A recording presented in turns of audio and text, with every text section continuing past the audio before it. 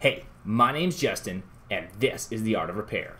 And today I'm going to show you how to properly and effectively remove any plastic coatings from even the strongest of OCA.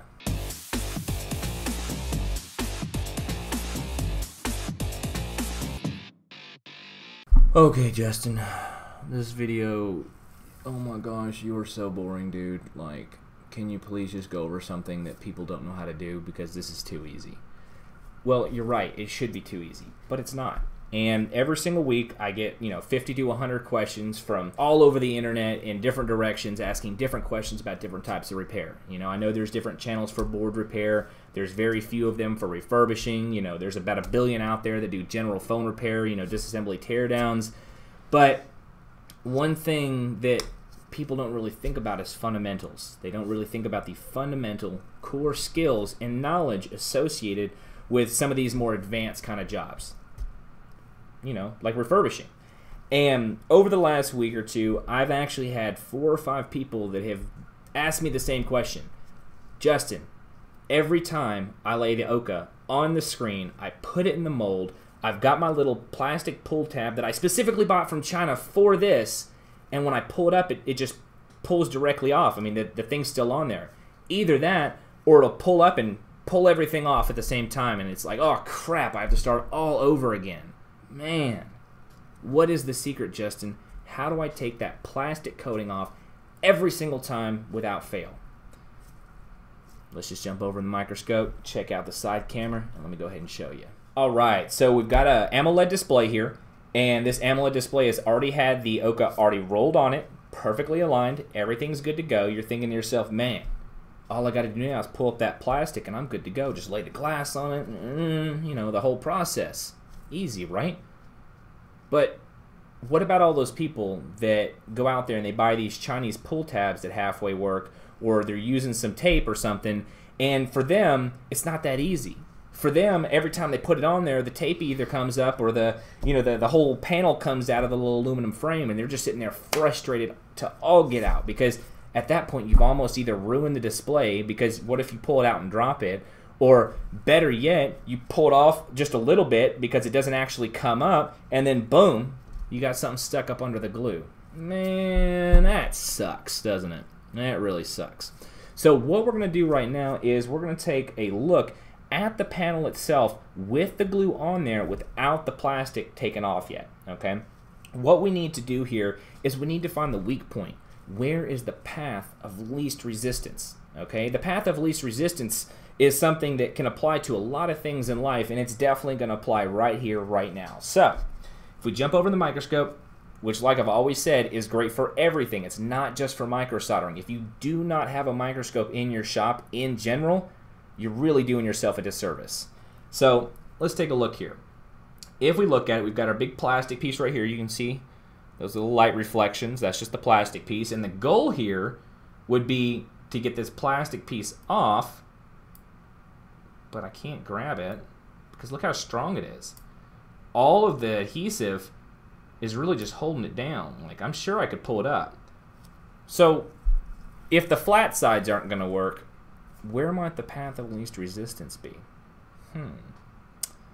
I think it's in the corner.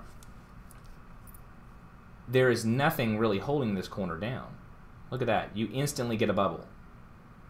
Now, normally bubbles are bad, but, obviously I'm just kind of showing you here that that is the path of least resistance. If you see that bubble come up there, but you don't see it come up here, then it's going to be a lot easier to pull it up from that corner. So, what we're going to do here is I'm going to take some Tessa tape. I really don't like those cheap Chinese pull tabs. I think that, it's hit or miss on the batch, and to be perfectly honest, I just don't like them. I've always just preferred using the Tessa or whatever's the strongest stuff on the market. You can even do this with the red tape, whatever works for you, okay? This is the secret. This is what makes it so easy to do, okay? Now we know the path of least resistance. It's going to be that corner, okay? So, and you know what? It might actually be easier if I do this with the red tape so you guys can see it. I'm just going to take a little bit of piece of tape. And this tape is plentiful. It's cheap. It's everywhere. You can use this, no problem, okay? But you can see through it, so it's going to be easier to demonstrate right now. All I'm going to do is I'm going to make sure that the tape the corner is sitting directly in the middle of the tape, okay? So I'm going to demonstrate that now.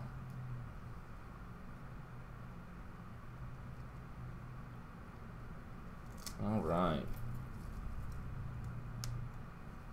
You see that? The tape corner is directly in the center of the tape. So when this tape comes up,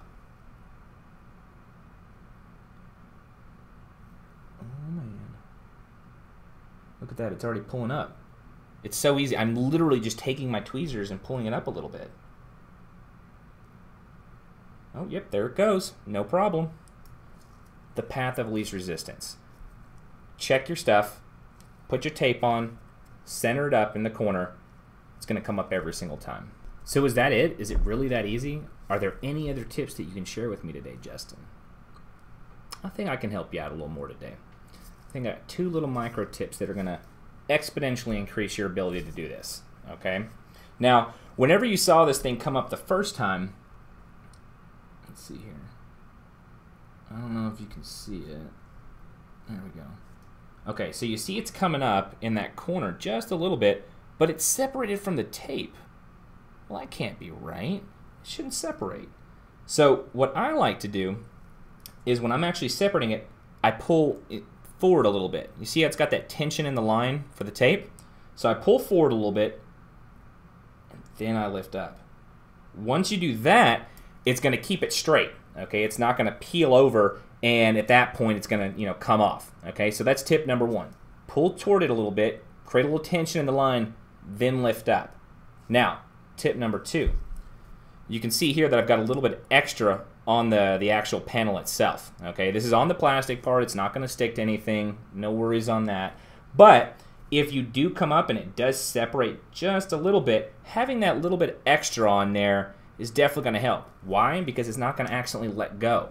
What happens if your tape or your stupid Chinese pull tab doesn't stick and you're halfway through it? You are literally halfway through pulling it and it goes, you're going to be in trouble. So a little bit of extra and a little bit of tension goes a long way.